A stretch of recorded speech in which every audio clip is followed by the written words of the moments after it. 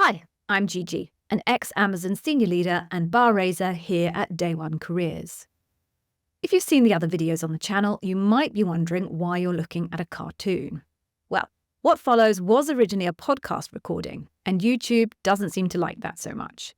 So I've dusted off my creative skills and turned it into an animation for you. So lots of you have come to us and say you're not just interested in how to pass the Amazon interview, but you're also interested in understanding what it's like to work at Amazon.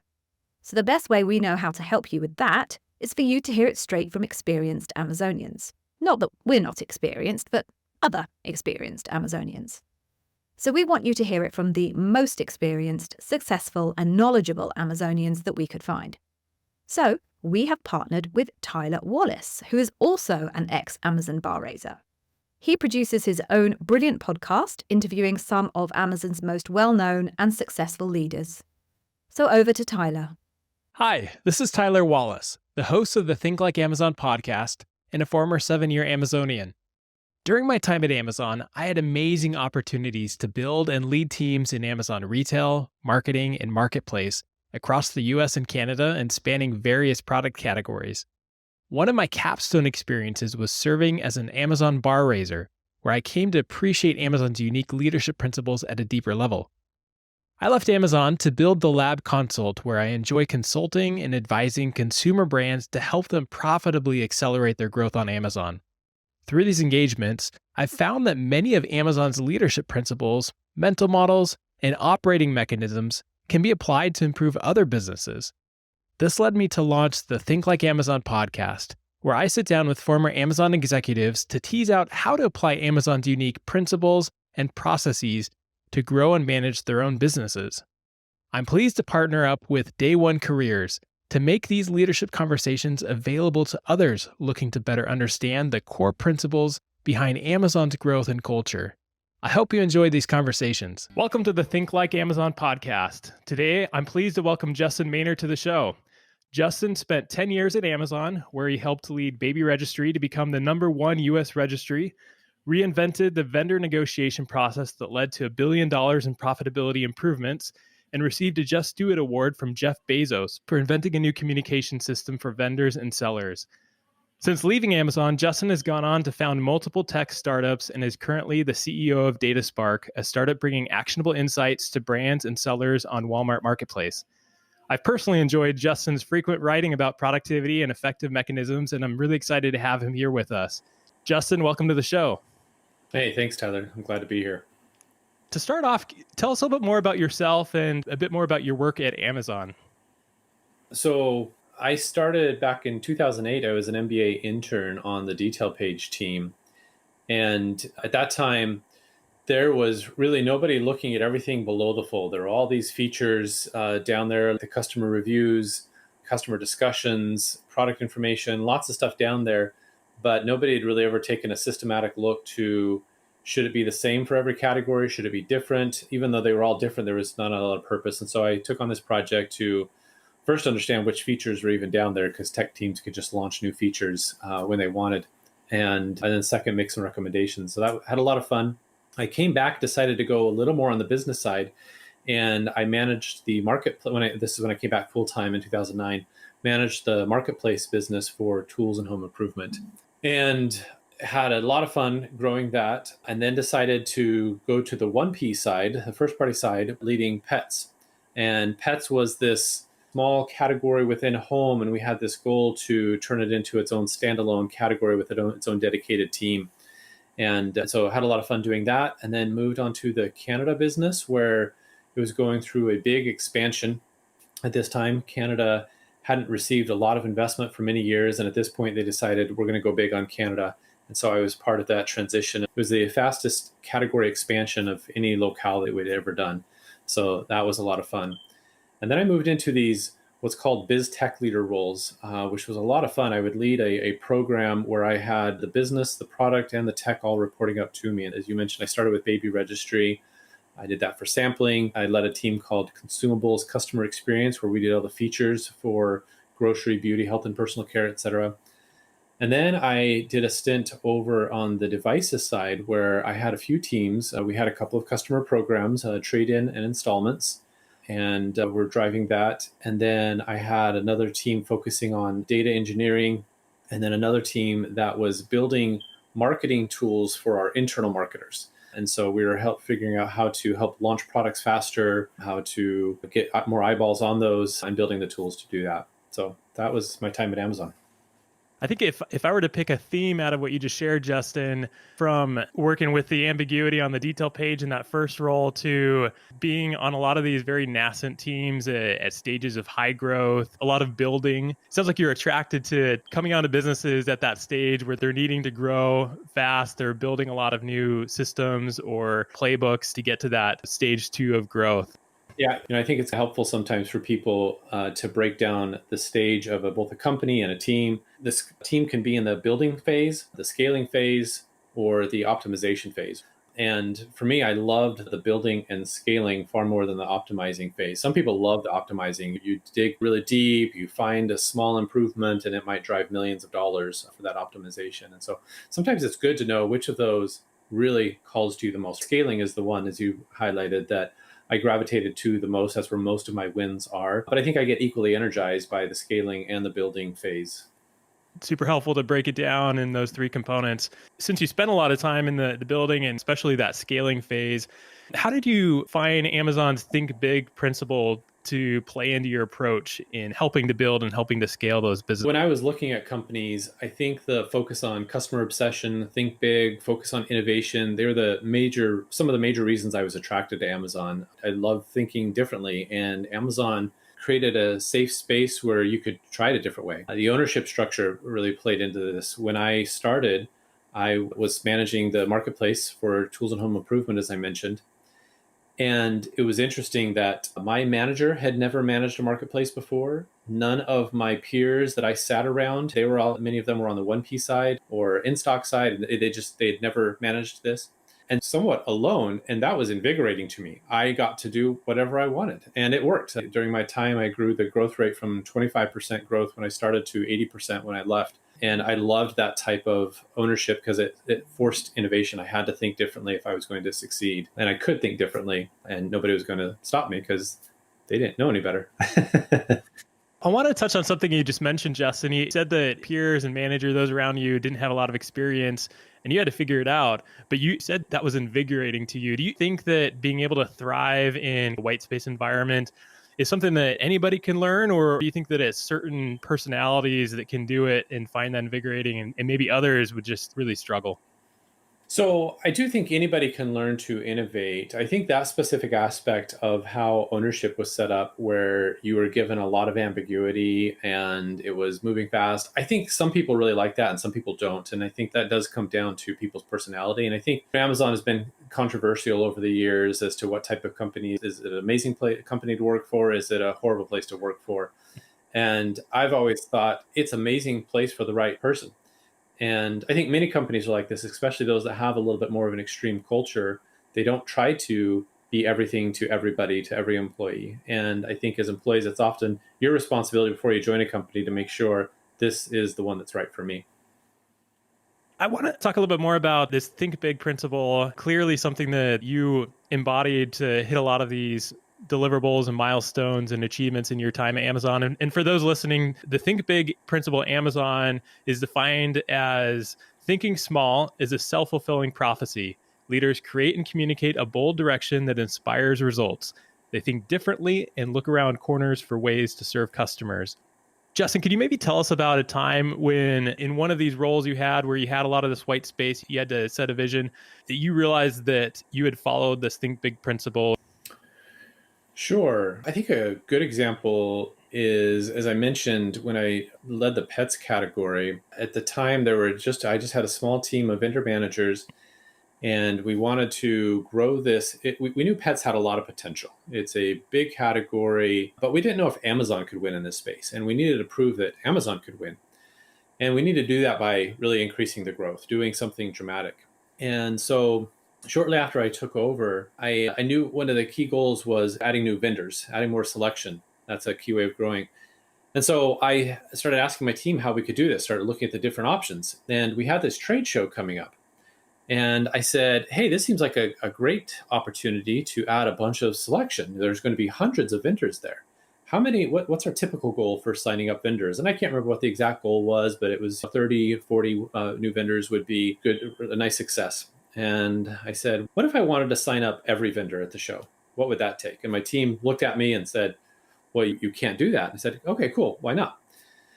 And we started breaking down the process. And a lot of it was, you've got to have some kind of FaceTime with them. They're not going to sign up unless they know they're talking to a human. I said, okay, so what's the minimum amount of human time that we've got to give them? And how do we make that the best possible human time we can get? And then they said, well, how are you even going to contact all of them? And so they had all these questions, and we just started going through one by one and saying, okay, how can we do this? And we ultimately came up with a process where before the show, we knew that the best time was going to be that FaceTime at the show. So before the show, we would grab all the data for that vendor that we could. Are customers searching for their products on Amazon? Is there demand? So that we could show that are there any sales happening on their products, to try to give them this lay of the land. And so then we'd create these scorecards and we'd go to the trade show. And when we walk up to the booth, it was almost like we could say, oh, it's inevitable you're going to sell with us because look, customers really want you to be on Amazon and you're not today. And that really turned heads very quickly. And so in a small 5-minute interaction, we had them hooked. And so we would leave the scorecard, we would come back, and I did fail to mention beforehand, we were able to find where we could get all of their email addresses, and we contacted them beforehand with any questions. I'm really excited to come by the booth, so they were expecting us as well. So contact them beforehand, had this scorecard when we showed up, we were ready, we were prepared. And then afterwards, we would follow up with them with his email addresses. And we had built some email tools that helped us facilitate all of this communication that you mentioned, my Just Do It board that I got. And so all of that combined, that year alone, we signed up 452 vendors, and that was compared to 95 vendors in the prior year that we had. And it was because of how we'd maximize these trade shows. And really, you asked how I knew that we had done something differently. Is at one point, I found the data where I could see how many vendors all of the various category teams had signed up. I was able to break it down by vendor manager. And when I looked at new vendor signups per vendor manager, our team was off the charts. We did 5x what the other team did. And between this and other innovations, pets ended up becoming the number one fastest growing category for over the next 4 years because of all this selection. So that was a really fun innovation. That's awesome. Having a little bit of a biz dev background myself, I can appreciate empowering the top of the funnel and helping to grow the vendors that leads to that category growth. I'm curious, obviously, stark improvement there, going from, I think you said, 90 or less than 100 a year to several hundred a year through this new approach. When you went into this new playbook for signing up vendors at trade shows, did you have that goal in mind? Like, did you say, hey, we're going to sign up 400 vendors this year, and this is how we're going to do it. We're going to take a different approach. Or did you start with the approach and then you ended up surprising yourself with the result? Yeah, one of the things I regularly do in meetings is I find my mind consciously practicing this, trying to go to the extreme. What if we did nothing here? What if we dedicated the entire team to this? What if we tried to do this fully automated? What if we just scrapped everything we're doing and started from scratch? What would we do today? And so I find extremes really empowering and helping to think differently. And so when I started the pets category, and this is true of most of my roles, I'm always looking for what is that lever that if I were to just put everything against it would make a tremendous impact. And so very early on, it was clear it's selection. We did some analysis to see, are we saturated with selection or is there still a ton of opportunity? Very quickly, there's tons of opportunity. There's so much that we're missing. And so at that point, then my mind started just going with every possible way. Well, how do we add selection? Where does it come from? What are the different ways? And just started trying to break down, okay, we add selection from cold calls, from people contacting us, from trade shows. And I just started going down each one of those systematically and saying, which is the one that I could put a ton of effort. And by the way, we ended up having to do all of them. But it's just that this trade show one, when I really pushed on the extreme of why can't we sign up everybody at a trade show, it was the one that had the least resistance. I actually think there's some tools that we can. Now, people didn't see that, but I know how to do communication in mass. I think we can have an amazing human interaction experience with them and to start the relationship off. And then I think we can do the other things on the backside. There were other components. The timing was right for this. There had been some changes that my predecessor had put into place that enabled self-service on a lot of these aspects that would have been a bottleneck. And so the timing was just right that with those self-service tools in place, we could really put on the gas. Listening to you walk through that, it makes me think about looking at a machine and identifying the cog that if you can 10x efficiency of that cog, will have the most dramatic effect to the throughput of the machine. It sounds like you certainly found that. You give some credit to the market dynamics, but I think that many other people would have probably stuck with the status quo and not seen the same results. I'm curious to get your thoughts, Justin. I love how you explain thinking about the extremes, and that sounds like a great way to challenge the thinking of a team, especially to challenge the status quo.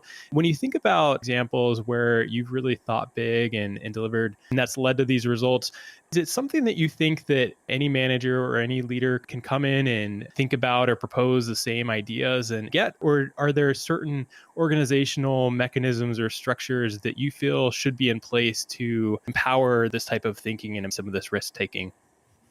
Absolutely. So I guess there's a couple of questions in there. First, I think any individual can become more innovative. Absolutely. And there's two books that I recommend in this space. The Innovator's DNA, I really enjoy. It talks about these 5 skills. They interviewed a bunch of innovative leaders and teased out these 5 skills that help people become more innovative. And they can be learned. You can practice them. The second one is the Innovator's Solution. It really talks about innovation at the company level, the organization level, and the dynamics of why some innovations, even though they're great ideas, they fail when they are compared to the status quo or the rigorous requirements that the more established business has for what success looks like very early on.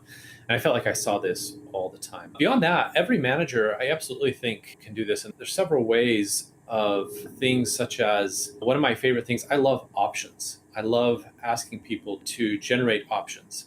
Often you'll get into a meeting and what you'll find is you're at that meeting to make a decision or to kick off a new project because some executive said, oh, we've got to solve this customer problem. Go build this feature for me. Or somebody's mentioned this is how it has to be done, or a customer's requested something very specific. And it's very easy right very early on to just start putting yourself down a path and feeling like that's the path you have to go down. And what I found is when you just stop and say something like, okay, I see 3 ways that we could go about this. And it has to be 3, it cannot be 2. The 3 ways of going about this, we could do nothing, we could maintain the status quo here, we could do the option the executive said, or we could do this other option over here and push back and say that might be a better option. And when I find you say, I have 3 options, that suddenly opens up people's ideas. It gives them permission to say, oh, there's not just 2 options where it's his or mine or right or wrong, or that's often what it gets down to in this debate. There's multiple options, and we're not about egos or who's right. We're just about options and what is right. And I think that's a really powerful tool. There's obviously well-known ones, such as giving people a percentage of time to focus on innovation. I think there's trying to celebrate innovation ideas as well as celebrate failures and things that you can do there that really help and inspire people. So there's a number of things out there. I like the 3 options approach to empowering teams. Great advice there. I'm curious, Justin, as you compare these experiences you had at Amazon to other companies that you've encountered outside of Amazon, was there anything that you feel like Amazon did at scale that helped it achieve many of the innovations that Amazon is known for? Yeah, think about different company cultures and how they innovate. There's 3 main ones that I see. There's probably more, but there's 3 that I've personally experienced. One is top-down innovation. When I was in business school, we did a tech trek and we visited a lot of different companies in the Bay Area, and Apple was one of them. And one of the common questions we would ask is, where does innovation come from at your company?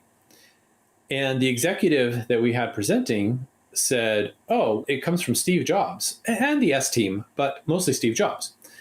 And so according to him, the innovation at Apple was very tops down. We're going to have these big visions, and then we're going to trickle them down to the company, and that's how we're going to march forward and innovate, which I think has worked fantastically well for them. And I think there are many companies that get by and doing that. The other one is what I'll call is a one-bet innovation. And this one comes from when I started at Amazon, there was an executive who had come from the same prior company I had come from. And we sat down and had lunch, and we were talking about the differences between our prior company and Amazon. And one of the ways he described innovation at that prior company was really insightful and very true. Basically, once a year during our yearly plan, we would come up with a list of ideas, innovation ideas for the next year, things we could focus on. And maybe we'd come up with a list of 20 ideas. And then we'd do some research and analysis and we'd whittle that down to maybe 3 ideas. And then those 3 ideas would be taken to the S team. And the S team would then pick the best one that they felt like that they wanted to put the bet on. And then they would push that across the entire company. That was the one big bet that we were going to make for the year. It was on everybody's goals and everything was going to try to make that work. And so that's another way that a company can innovate.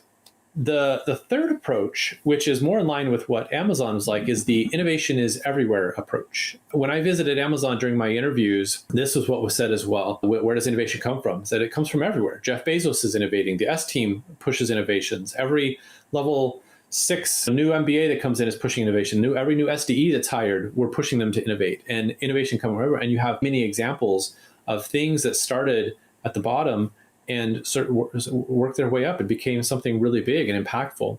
And that's, again, these are just different cultures. And I think there's the right one that fits for you. I loved this, though. And another way, in that same executive, the way he described this innovation is everywhere, is he said at Amazon, we might brainstorm and each team might come up with a list of 100 ideas. And then we'll whittle that down to the 50 that we're going to focus on. And during the year, we'll come up with another 50 that we're going to work on because they're exciting opportunities. We'll accomplish 80 for the year. And we'll beat ourselves up because there's 20 that we left on the table that we really wanted to accomplish or more. How do you do the accounting there? So it also meant that life could be a little crazy and wild. And that, as we mentioned before, that's not for everyone. But these are 3 main ones that I think can work and can do a lot to drive innovation. In your opinion, is there one that typically wins over the others? Or does it really just depend on the company and the industry dynamics, et cetera? I bet on the innovation is everywhere. I think Google is another great example of where they just try to push innovation everywhere and push ownership down, push decision-making down as much as you can. I think in the long run, that works better. That said, there's definitely successful companies out there who have amazing visionary leaders and the S team, and they seem to be able to pick the right innovation that seems to work. The middle one seems to be a little more where it's a little bit of a bottoms up and then a tops down. It feels like a little more established companies that don't move quite as fast, and this is their way to keep everybody going the same direction. But yeah, I don't know. That's a tough one. I guess it's a little bit of flavor, but I definitely would bet on the innovation is everywhere if I was looking at new companies. Justin, I want to shift gears a little bit. We've been talking about time at Amazon. You left Amazon in 2019. And since then, I know you've gone on and you've started a number of different tech and different startup ideas. And I know you're involved in a few today as well. As I think of it from talking to you, you've gone from this $1 trillion company, which is Amazon with all of its resources and structure, to literally starting from the ground up and having to put those initial foundation stones in place. How have you been able to apply some of these same think big principles to the startup world now? And do you have maybe an example you could share with us? Yeah, absolutely. I left Amazon and I really didn't have a solid idea. I was lucky that I just had the luxury that I could take some time to meander and wander. And so I did. And I've tried a bunch of different ideas, as you've mentioned. I've invented several new things in the shopping space, motivation space, leadership consulting, done some data analytics. And I found it's just been really fun trying different things to see what's going to work and which I ultimately want to pursue. And I think when you have that luxury, it's a great form of innovation, is a similar mindset to what I talked about with the pets idea, where you just start pushing on things and seeing which one gives when you push on it a little. My latest venture, as you mentioned with Data Spark, is the one I think is going to stick. We've gotten such great customer validation. It's a fantastic team that I'm working with. And this is where we're helping Walmart sellers and brands grow their business by providing the actionable insights they need to grow. Often, I think the best form of innovation is getting to know your customers really well. And you can't help but be inspired when you hear their pain points, and it's going to give you new ideas and new opportunities that you've never seen. And so that's one of my key recommendations, is if you want to be more innovative, just get to know your customers really well. One of my principles of innovation is think small. I know we talk about think big, but sometimes thinking small is really that first step of thinking big. And so whether it's getting to know a single customer, getting to know a single seller, or it could be an affiliate, or whoever it may be, that can be quite inspiring. And so an example of how you can do this is you can say, what is the ideal experience here for someone like my sister, who is our great representative customer? Or what would the perfect sign-up process look like for a new seller? Or what is everything that we need to happen to this product so it's easy to use even for my tech literate grandma, so that she can figure it out. And so it's important, really important that you use the companies, the sellers, the people, associates, partners, whoever it is that you really well. And focusing small will deliver really rich insights and enable you to then turn and think big. Yeah, I like the idea of thinking small and getting to know your customers. And it reminds me again of the think big principle, which says that the leaders look around corners for ways to serve customers. Have you found that by getting to know the customer, you can see around those corners and you can identify opportunities that maybe otherwise you wouldn't have, that would have held you back had you not talked to those customers and found bigger ways to innovate? Absolutely, absolutely. And I can share, thankfully, I have a CMO that on DataSpark who is just amazing at being tapped into the customer.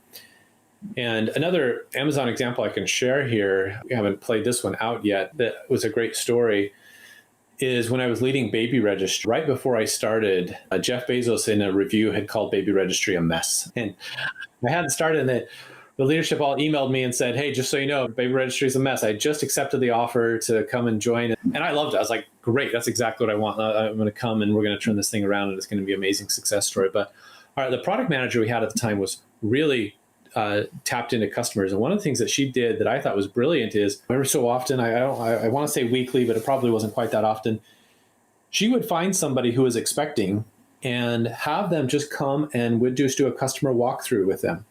And often she'd even bring a developer or two into these meetings. And there is something so powerful about seeing them walk through the experience and get stuck on certain things or little cracks. And we'd have developers that say, oh man, I released that feature and I just didn't realize that little way that I designed it or that I implemented it would be a problem.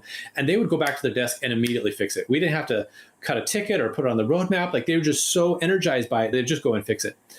And at this time, we had this, I do think good innovative companies, sometimes we think of innovation as it's always got to be something brand new, something that hasn't been done before. And it's really easy as a tech leader to always want to prioritize the new and novel. But I do think good innovative companies will keep this intense focus on the customer. We had this one really awful experience when a customer would go to return a gift that somebody had given them.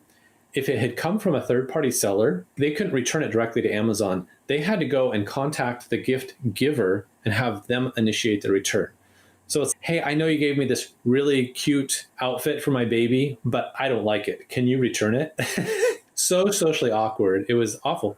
And yet, because it was going to involve 8 different teams to fix this, we could not get it on the roadmap for all these 8 teams and kept getting deprioritized. And the truth is, customers don't care about the fact that there's 8 different teams that have to do this, that there's all kinds of organizational gaps, and they just don't care. They just want it to work. And so sometimes innovation is coming up with creative ways of getting things above the line, even though they're not the coolest, the most novel, they just have to be done. And so in this case, we had to really pull out all the stops in order to get this thing above the line. And it was more of team dynamics and business process innovation than it was cool, new feature, novel thing innovation, if that makes sense. Yeah, to me, it sounds like identifying the right thing to do, not what's possible or what's easy to do, or maybe what's most straightforward to do. And I imagine based on what you shared, that you really have to connect with the customer, get those anecdotes to understand what that right answer for the customer is, not just what's the most straightforward solution. Justin, as we get close to the end of the show here, what advice would you have for somebody that maybe is just starting off, maybe starting their own business, or maybe just stepping into a new role? Sure. I mentioned the 2 books that I really like, and I would definitely recommend they read those, Innovator's DNA and Innovator's Solution. I also think innovation starts with being able to think differently. And I think being able to think differently often starts with really good questions.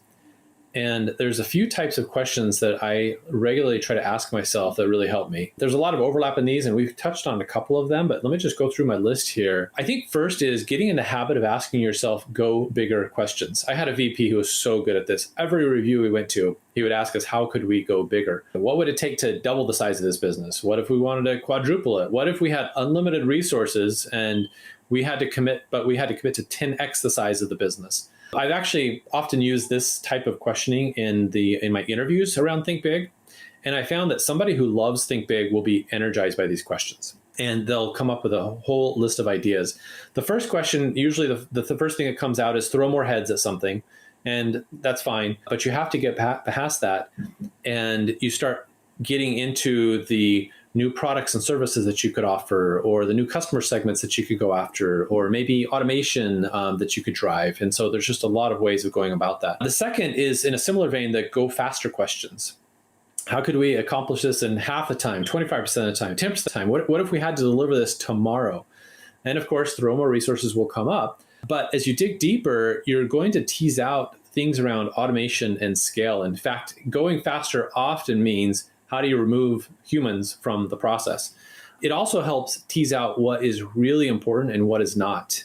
And I think great innovation often comes down to knowing exactly what to focus on, because obviously we don't want just to think about innovation. You want to deliver innovations. And so focusing is key.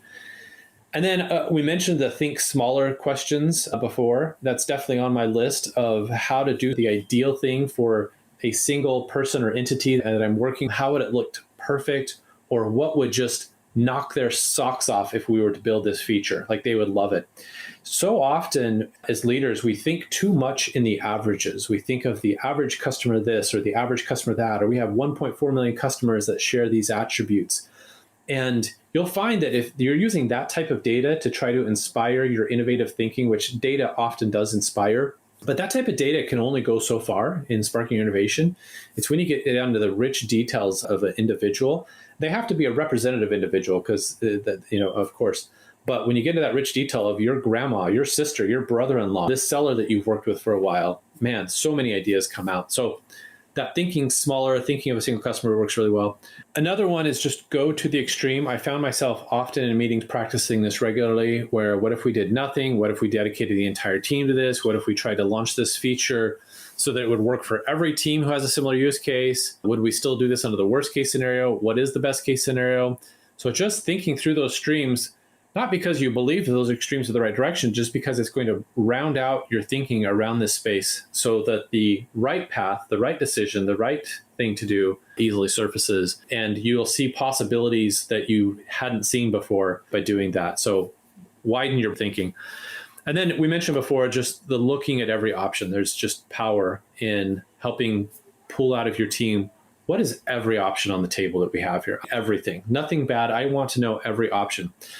I will say there's a special case of this that's really important, which is when you're picking from the best of a set of bad options. This happens frequently. With COVID, there were a whole bunch of decisions that had to be made where there was no good option. There was no option that was going to make everybody happy. And as a leader, if you don't lay out all the bad options for people to see, you will always be second guessed at every turn. Why didn't we do this? Why didn't we do that? When you can say, yep, we evaluated 10 options, that was one of them, and we didn't choose it because of X, Y, and Z, and this is the best of all the bad options we had to choose from, people, oh, okay, cool, you're on it. And they leave you alone. This slows you down if you don't do this. I can find this to be very useful when I encounter a need to innovate or set a direction. I'll probably reference back to our conversation here and think through, okay, have I tried A? Have I tried B? Have I tried, I haven't done C yet. So this has been fantastic. As we wrap up here, where can listeners follow you or learn more about your work? Yeah, I'm most active on LinkedIn and Facebook. Probably LinkedIn is the best place. You can look me up, just Justin Maynor, and I should pop up there. Thanks again for your time. It was great having you on the show. Hey, thank you, Tyler. Well, I hope you found that interesting. Please do give the video a like if you did. And there is a bunch more on the channel and more to come. So why don't you try this one next?